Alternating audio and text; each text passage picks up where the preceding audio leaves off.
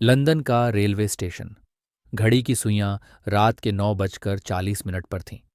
तेज बारिश हो रही थी और बिजली की गड़गड़ाहट हर कुछ मिनटों में पूरे आसमान को झकझोर रही थी। ठंडे मौसम में प्लेटफॉर्म का हर कोना रहस्यमयी सन्नाटे से भरा हुआ था, लेकिन यह सन्नाटा झूठा था। स्टेशन पर हर तरफ पुलिस के लोग सिविल ड्रेस में तैनात थे। कोई चाय बेचने वाले के भेष में था, कोई यात्री बनकर अखबार पढ़ रहा था, तो कोई कोने में बैठे हुए अपने जूतों के फीते बांधने का नाटक कर रहा था। इन सभी की नजरें एक ही लक्ष्य पर थीं, मिस्टर ब्लैक। स्कॉटलैंड यार्ड को अपनी खुफिया सूत्रों से जानकारी मिली थी कि कई दिनों की योजना और इंतजार के बाद आज वह रहस्यमयी आदमी, mister black, London railway station पर पहुंचेगा। वह वही ट्रेन पकड़ चुका था जो कुछ ही देर में प्लेटफॉर्म पर रुकने वाली थी। पुलिस अधिकारी जेम्स कॉनर, जो इस मिशन का नेतृत्व कर रहे थे, प्लेटफॉर्म के एक छोर पर खड़े होकर हालात पर नजर रख रहे थे। उनके चेहरे पर चिंता की रेखाएं थीं। उन्होंने अपने वॉकी टॉकी पर अपने साथियों को निर्देश दिए, ध्यान से सुनो, यह आदमी बहुत चालाक है। वह जानता है कि हम उस पर नजर रख रहे हैं। उसकी हर हरकत पर ध्यान दो और उसकी काली ब्रीफकेस पर नजर रखो। वह ब्रीफकेस हमारे लिए सबसे अहम है। अचानक दूर से ट्रेन के इंजन की गड़गड़ाहट सुनाई दी।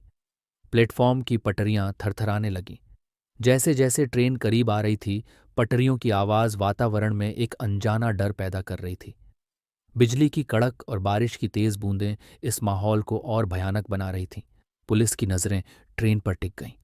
हर किसी का दिल तेजी से धड़कने लगा। कुछ ही सेकंड में ट्रेन ने प्लेटफॉर्म पर ब्रेक लगाई। उसके पहियों के घर्षण की आवाज ने माहौल को और डरावना बना दिया। जैसे ही ट्रेन रुकी, उसका दरवाजा धीरे धीरे खुला। अंदर की धुंधली रोशनी से एक काला साया प्लेटफॉर्म पर उतरा। यह मिस्टर ब्लैक था। वह लंबा कद, गोरी और चमकदार त्वचा, काला कोट, काली हैट, काले चश्मे, काले जूते और घनी काली दाढ़ी में एकदम अलग दिख रहा था। उसकी चाल में एक अजीब आत्मविश्वास था। उसके हाथ में एक काली ब्रीफकेस थी, जिसे वह मजबूती से पकड़े हुए था। पुलिस के लिए यह पल निर्णायक था। हर कोई अपनी जगह से उसकी हरकतों को देख रहा था, लेकिन मिस्टर ब्लैक को पहले से ही पता था कि उस पर नजर रखी जा रही है। फिर भी वह बिना किसी डर के प्लेटफॉर्म से आगे बढ़ा। बारिश अब और तेज हो गई थी। बिजली की कड़क ने स्टेशन की पुरानी दीवारों को हिला दिया। प्लेटफॉर्म की लाइट्स बारिश की बूंदों के कारण धुंधली दिख रही थी। ट्रेन के इंजन की आवाज अब धीमी हो रही थी, लेकिन पटरियों का कंपन अभी भी महसूस हो रहा था। मिस्टर ब्लैक ने बिना किसी की तरफ देखे अपने काले चश्मों के पीछे छुपी निगाहों के साथ तेजी से प्लेटफॉर्म छोड़ दिया। पुलिस के लिए यह समझना मुश्किल था कि वह इस कदर निडर क्यों है। जेम्स कॉनर ने अपने साथियों को इशारा किया, तैयार रहो, हमें हर हाल में इसे और इसकी ब्रीफकेस को रोकना होगा। मिस्टर ब्लैक ने जैसे ही प्लेटफॉर्म से बाहर कदम रखा, तेज बारिश की बूंदें उसके काले कोट और हैट पर गिरने लगीं। उसका कद और उसकी चाल उसे भीड़ से अलग कर रही थी। उसने इधर उधर नजरें घुमाईं, मानो यह सुनिश्चित कर रहा हो कि कोई उसका पीछा तो नहीं कर रहा। उसकी गहरी, ठंडी आंखें काले गॉगल्स के पीछे छिपी हुई थीं, लेकिन उसकी हर हरकत में सतर्कता थी। उसने अपनी ब्लैक घड़ी पर नजर डाली। घड़ी के कांटे रात के 10 बजाने का संकेत दे रहे थे। फिर उसने सड़क के दूसरी ओर खड़े एक टैक्सी ड्राइवर की ओर इशारा किया। टैक्सी की पीली हेडलाइट्स बारिश की बूंदों में चमक रही थीं। ड्राइवर ने तुरंत टैक्सी को उसके पास लाकर रोका। मिस्टर ब्लैक ने बिना कोई शब्द कहे अपनी काली ब्रीफकेस के साथ पीछे की सीट पर जगह ली। टैक्सी में बैठते ही उसने ड्राइवर को एक पते की ओर इशारा किया, ब्लैक हेरिटेज होटल। ये लंदन का एक प्रसिद्ध लेकिन बेहद पुराना और रहस्यमय होटल था, जहां अक्सर गुप्त मीटिंग्स और छुपने के लिए अपराधी ठहरते थे। बारिश की तेजी बढ़ गई थी। सड़कें पानी से लबालब थीं, लेकिन मिस्टर ब्लैक ने न तो रेनकोट पहना था और न ही छतरी। उसकी ब्लैक हैट और कोट ही उसका कवच थे। स्टेशन के बाहर खड़ी पुलिस टीम हरकत में आ गई। जेम्स कॉनर, जो टैक्सी के दूसरी तरफ खड़ा था, ने अपने साथियों को इशारा किया, हमारी योजना पर काम शुरू करो, उसे हर हाल में पकड़ना है। एक पुलिस वाला सामान्य यात्री बनकर दूसरी टैक्सी में बैठ गया। दूसरा बाइक पर बैठा, हेलमेट के अंदर से उसकी हरकतों पर नजर रखते हुए। तीसरे ने लोकल बस पकड़ ली, जो होटल के रास्ते में थी। टैक्सी पानी से भरी सड़कों से होते हुए गहराते अंधेरे और तेज बारिश के बीच आखिरकार होटल के पास रुकी। ये होटल दूर से ही अपने भव्य लेकिन डरावने माहौल के कारण पहचान में आ रहा था। टैक्सी का दरवाज़ा खुलने की आवाज़ ने जैसे पूरे वातावरण को ठहरा दिया। ये आवाज़ इतनी भारी और ठंडी थी जैसे पुराने लोहे के गेट को कई सालों बाद खोला जा रहा हो। टैक्सी के अंदर से वह काला साया बाहर निकला। काला कोट, काली हैट, काले गॉगल्स, काली दाढ़ी और काली ब्रीफकेस। लेकिन जैसे ही पुलिस ने उसकी ओर देखा, उनके चेहरे पर हैरानी के भाव छा गए। ये मिस्टर ब्लैक नहीं था। वह आदमी पूरी तरह मिस्टर ब्लैक जैसा दिख रहा था, लेकिन ये कोई और था। जेम्स कॉनर ने गुस्से और हैरानी के साथ अपने वॉकी टॉकी पर चिल्लाया, क्या हम गलत टैक्सी का पीछा कर रहे थे? नहीं, यह संभव नहीं है। लेकिन असली सवाल यह था कि अगर यह आदमी मिस्टर ब्लैक नहीं है, तो असली मिस्टर ब्लैक कहाँ गया? टैक्सी पूरे रास्ते कहीं रुकी नहीं थी। फिर यह आदमी अंदर कैसे आया? बारिश की तेज बूंदें होटल के मुख्य दरवाजे पर गिर रही थीं। पुलिस के लोग, जो इस पूरे समय उसका पीछा कर रहे थे, अब अपनी गलती पर सवाल कर रहे थे। क्या मिस्टर ब्लैक ने उनके सामने अपनी जगह किसी और को भेज दिया था, या यह उसकी कोई चाल थी जिससे वह उन्हें चकमा देकर गायब हो गया? मिस्टर ब्लैक की काली ब्रीफकेस, जो पूरी योजना का केंद्र थी, अब उस आदमी के हाथों में थी। बारिश की बूंदें अब भी होटल की कांच की खिड़कियों पर जोर से पड़ रही थीं। ब्लैक हेरिटेज होटल की लॉबी में हल्की सुनसान सी खामोशी थी। लकड़ी का पुराना फर्श और दीवारों पर टंगी पुरानी घड़ियां इस जगह को और रहस्यमय बना रही थीं। मिस्टर ब्लैक के गेटअप वाला वह शख्स धीरे धीरे अंदर दाखिल हुआ। उसकी काली हैट से पानी टपक रहा था और उसकी ब्रीफ केस पर बारिश की बूंदें अब भी चमक रही थीं। उसकी चाल में गहराई थी और उसकी हर हरकत से सतर्कता झलक रही थी। रिसेप्शन पर खड़ी थी एक स्मार्ट और प्रोफेशनल महिला, एलीन पार्कर। उसने शख्स को देखा और हल्की मुस्कान दी, लेकिन वह मुस्कान तुरंत गायब हो गई जब उसकी आंखें उस शख्स के चेहरे पर जमी। शख्स ने एलीन को बिना कुछ कहे सिर के हल्के इशारे से एक कमरा देने का संकेत दिया। एलीन को उसकी खामोशी अजीब लगी, लेकिन उसने रजिस्टर निकाल लिया। आपका नाम, सर? उसने औपचारिकता निभाते हुए पूछा। उस शख्स ने कुछ नहीं कहा, बस अपने काले ग्लव्स जेब से निकाले और उन्हें पहन लिया। रजिस्टर पर हस्ताक्षर करते समय उसने इस बात का ध्यान रखा कि उसका कोई निशान न छूटे। एलीन को उसकी हरकतें संदिग्ध लगीं, लेकिन उसने चुपचाप कमरा नंबर 303 की चाबी उसे सौंप दी। चाबी लेने के बाद वह शख्स लिफ्ट की ओर बढ़ा। उसकी चाल में वही आत्मविश्वास और सावधानी थी। जैसे ही वह लॉबी पार कर रहा था, एक आदमी सामने से आ रहा था। उसके हाथ में कॉफी का गर्म कप था और वह अनजाने में उसी की ओर बढ़ रहा था। शख्स ने अचानक उस आदमी पर अपनी तेज डरावनी नजरें डालीं। उसकी काली गॉगल्स के पीछे छुपी आंखों से ऐसा लगा मानो वह उसकी आत्मा को भेद रहा हो। कॉफी वाला आदमी घबराकर ठिठक गया। उसने रास्ता बदल लिया और चुपचाप किनारे से गुजर गया। मिस्टर ब्लैक के गेटअप वाले इस शख्स को यह एहसास हो गया था कि उसे फंसाने की कोशिश की जा रही है। उसके दिमाग में तुरंत विक्टर और मिस्टर ब्राउन की घटनाएं घूम गईं। विक्टर को लाल कोट पहनने के लिए मजबूर किया गया था। एक मामूली सी चाय उसके कोट पर गिराई गई और कुछ घंटों बाद उसकी हत्या कर दी गई। मिस्टर ब्राउन को भी इसी तरह चाय के बहाने धोखा देकर मारा गया था।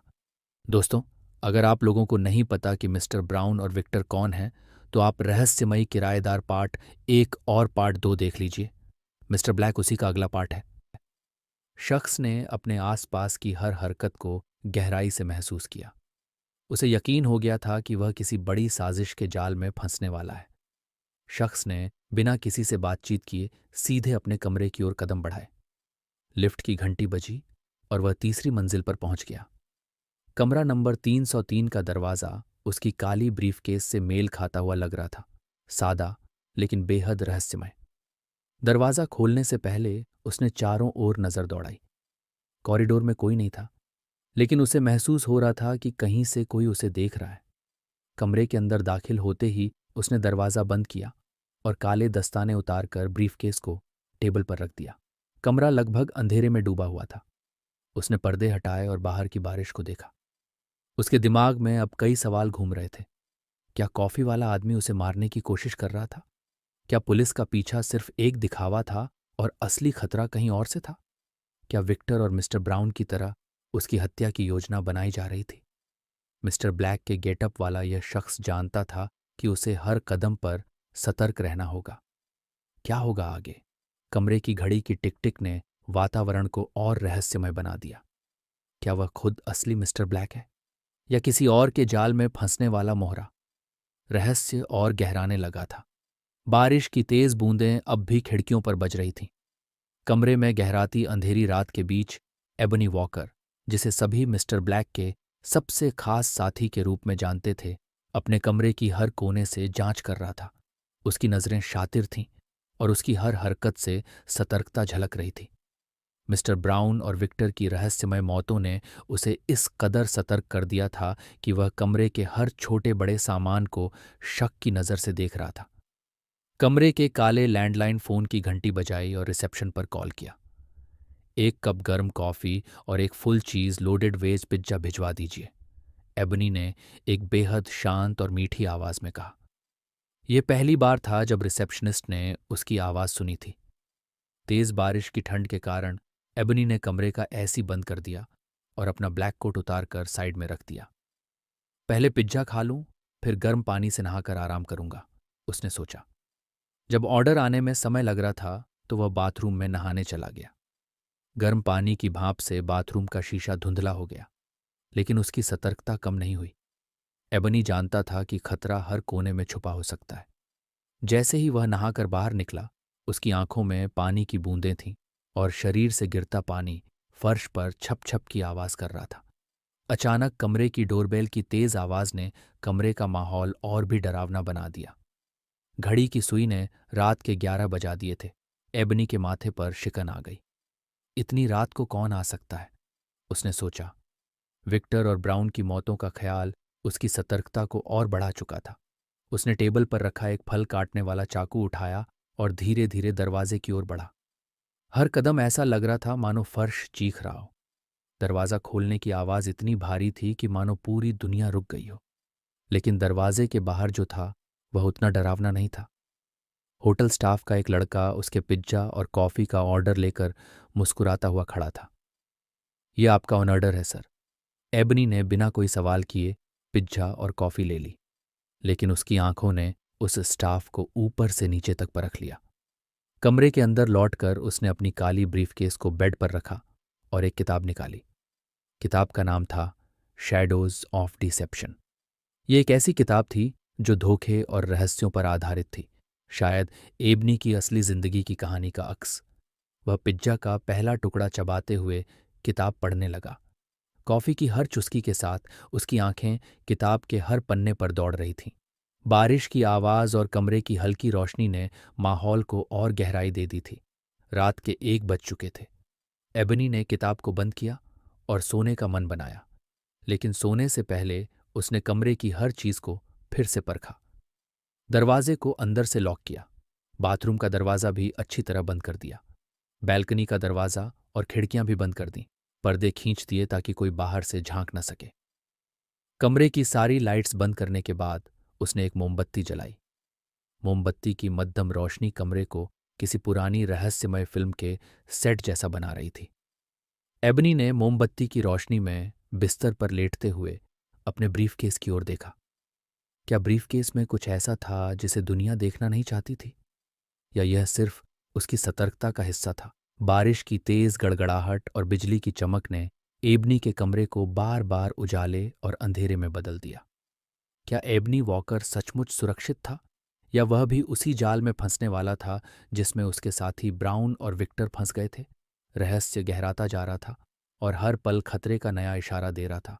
तेज बारिश और कड़कड़ाती बिजली के बीच ब्लैक हेरिटेज होटल के बाहर कुछ साए हरकत कर रहे थे। ये लंदन पुलिस के सादी वर्दी में तैनात अधिकारी थे, जो बड़ी बारीकी से होटल के एक कमरे पर नजरें गड़ाए हुए थे। कमरे में जलती मोमबत्ती की हल्की रोशनी ने पुलिस वालों के मन में सवाल पैदा कर दिए। कमरे में बिजली होते हुए भी मोमबत्ती का इस्तेमाल क्यों? होटल के उस कमरे में एबनी वॉकर, जिसने हूबहू मिस्टर ब्लैक का हुलिया अपनाया था, शांति से अपनी योजना पर काम कर रहा था। उसकी हर हरकत से लग रहा था कि वह खतरे को अच्छी तरह समझता है। पुलिस को पूरा यकीन था कि वह व्यक्ति मिस्टर ब्लैक ही है। लेकिन मिस्टर ब्लैक एक ऐसा नाम था जो केवल शतरंज की बिसात पर एक राजा की तरह अपनी चाल चलता था। ये केवल एक परछाई थी, असली खेल कहीं और चल रहा था। उसी समय जब पुलिस ब्लैक हेरिटेज होटल के बाहर अपनी नजरें गड़ाए बैठी थी, लंदन रेलवे स्टेशन पर अजीब सा सन्नाटा था। रात के सन्नाटे को तोड़ते हुए ट्रेन की धीमी आवाज ने स्टेशन को चुपचाप जगा दिया। मिस्टर ब्लैक, जो असली खेल का मास्टरमाइंड था, ट्रेन से उतरा। उसने वही पहना था जो एबनी वॉकर ने पहना था। काला कोट, काली टोपी, काले गॉगल्स, घनी काली दाढ़ी, काला ब्रीफकेस और वही घड़ी। लेकिन फर्क सिर्फ इतना था कि मिस्टर ब्लैक अपनी घड़ी हमेशा दाएं हाथ में पहनते थे। जैसे ही मिस्टर ब्लैक स्टेशन से बाहर निकला, एक रॉयल ब्लैक लग्जरी कार उसके सामने आकर रुकी। ड्राइवर, जो मिस्टर ब्लैक के विश्वासपात्रों में से एक था, तुरंत उसे पहचान गया। उसकी पहचान का कारण सीधा था, मिस्टर ब्लैक की घड़ी पहनने का खास अंदाज। ड्राइवर ने एक पल में समझ लिया कि होटल में मौजूद व्यक्ति केवल एक भ्रम है। उसने अपनी कार का दरवाज़ा खोला और मिस्टर ब्लैक बिना किसी हड़बड़ी के अंदर बैठ गया। कार स्टेशन से तेज रफ्तार में निकल पड़ी। ड्राइवर ने मिस्टर ब्लैक को शहर के सबसे रहस्यमय और सुरक्षित होटल ब्लैक रोसे होटल में उतारा। ये होटल केवल उन्हीं लोगों के लिए था जो मिस्टर ब्लैक जैसे लोगों से जुड़े थे। होटल के कर्मचारी पहले से ही उसके आने का इंतजार कर रहे थे।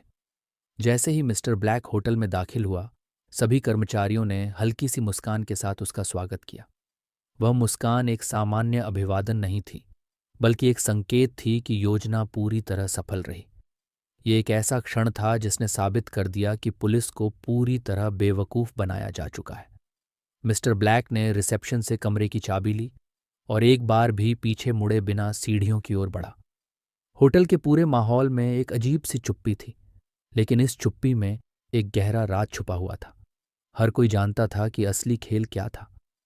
जब मिस्टर ब्लैक अपने कमरे में दाखिल हुआ, उसने गहरी सांस ली।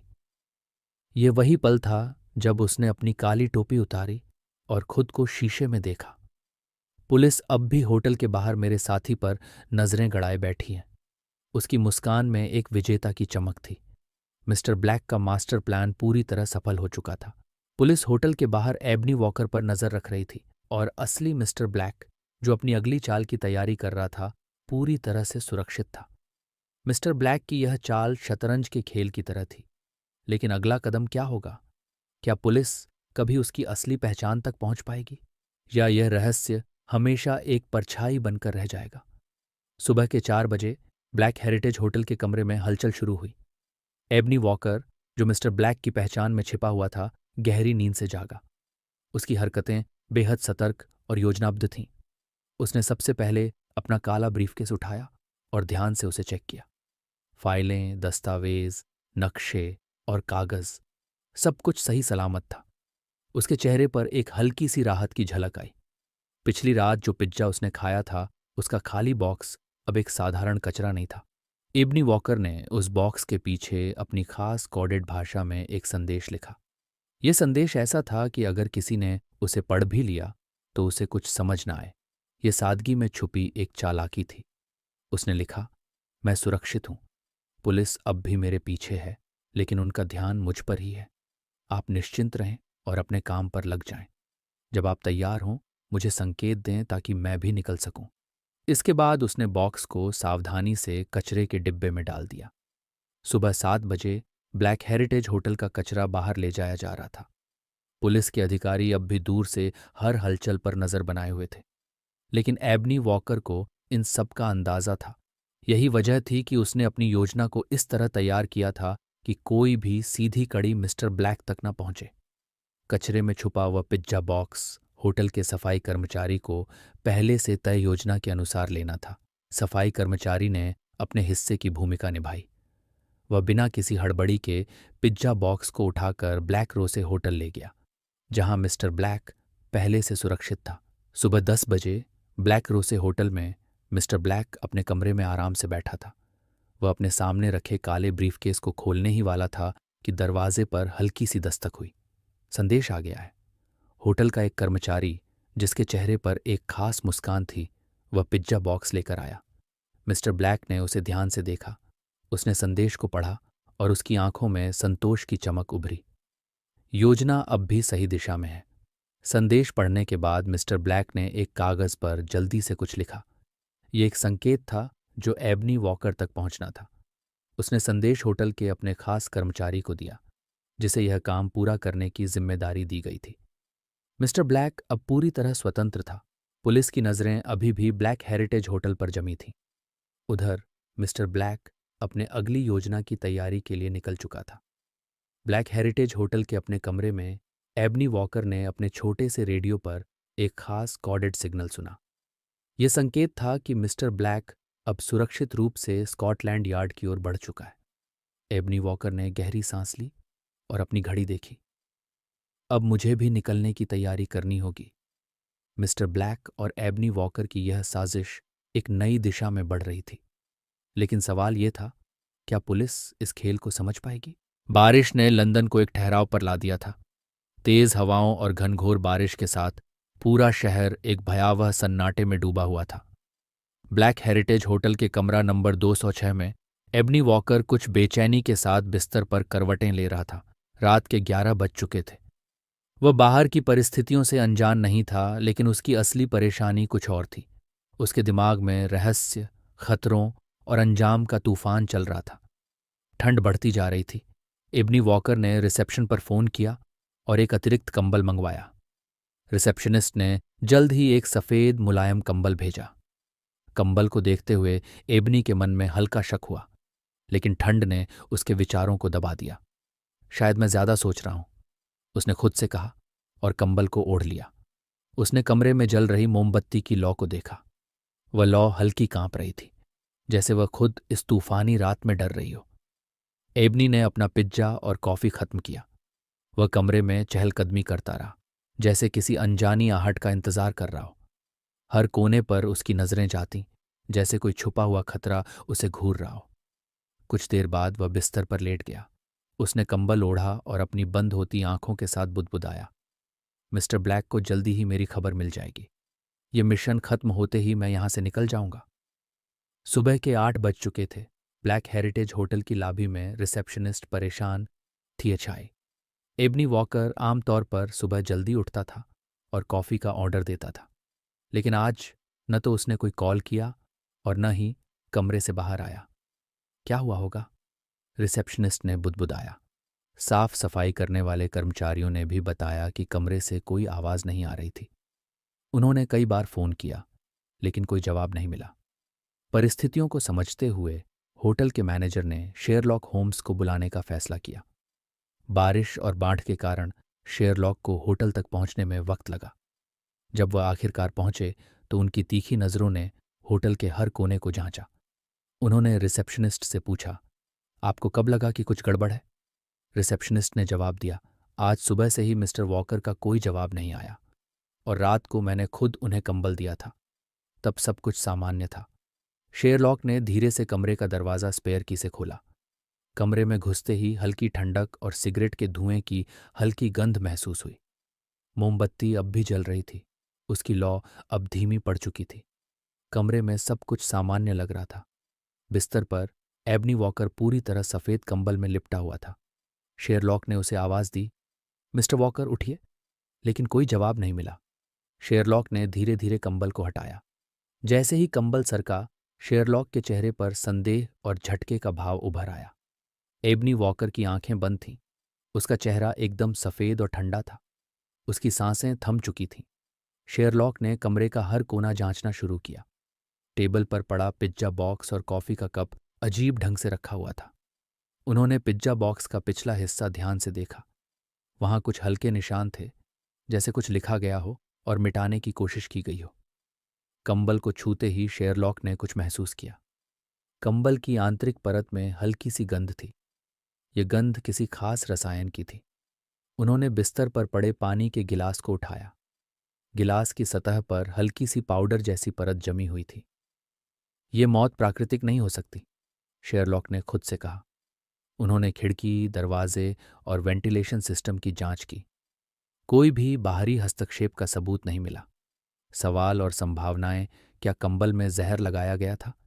क्या पिज्जा बॉक्स में कोई संदेश छुपा था? एबनी की मौत का संबंध मिस्टर ब्लैक और उनके मिशन से क्या था? कौन उस रात ब्लैक हेरिटेज होटल में मौजूद था जिसने एबनी वॉकर को मारा? शेरलॉक ने होटल के स्टाफ को आदेश दिया, कमरे को सील कर दो, मैं इस केस की गहराई तक जाऊंगा। उन्होंने अपनी पाइप जलाई और सोच में डूब गए। बारिश की तेज बूंदें खिड़की पर गिरती रहीं और ब्लैक हेरिटेज होटल अब एक रहस्यमयी मौत का गवाह बन चुका था। सच्चाई हमेशा सामने आती है, शेरलॉक ने बुदबुदाया। उनके लिए यह महज एक और मामला नहीं था, ये एक खतरनाक साजिश की शुरुआत थी। क्या शेरलॉक होम्स इस रहस्य को सुलझा पाएंगे? क्या एबनी वॉकर की मौत किसी बड़े खेल का हिस्सा थी? अगला अध्याय और भी रहस्यमय होगा। मेरे प्यारे दोस्तों, आप लोगों को क्या लगता है, क्या शर्लॉक होम्स एबनी वॉकर की मौत का रहस्य सुलझा पाएंगे, या इस कहानी में किसी और की भी एंट्री होगी? जानने के लिए आपके अपने चैनल डिटेक्टिव चेतक को सब्सक्राइब करें। हमारे अब तक 65 सब्सक्राइबर पूरे हो चुके हैं। अगर आपको मेरा कंटेंट, स्टोरी लाइन और स्क्रिप्ट राइटिंग पसंद आ रही है तो हमारे चैनल को मोनेटाइज करने और ग्रो करने के लिए हमें कम से कम 1000 सब्सक्राइबर की ज़रूरत है। आप इस वीडियो को लाइक करें, शेयर करें और सब्सक्राइबर बटन को प्यार से टच करके हमारी डिटेक्टिव चेतक फैमिली का हिस्सा बने। धन्यवाद।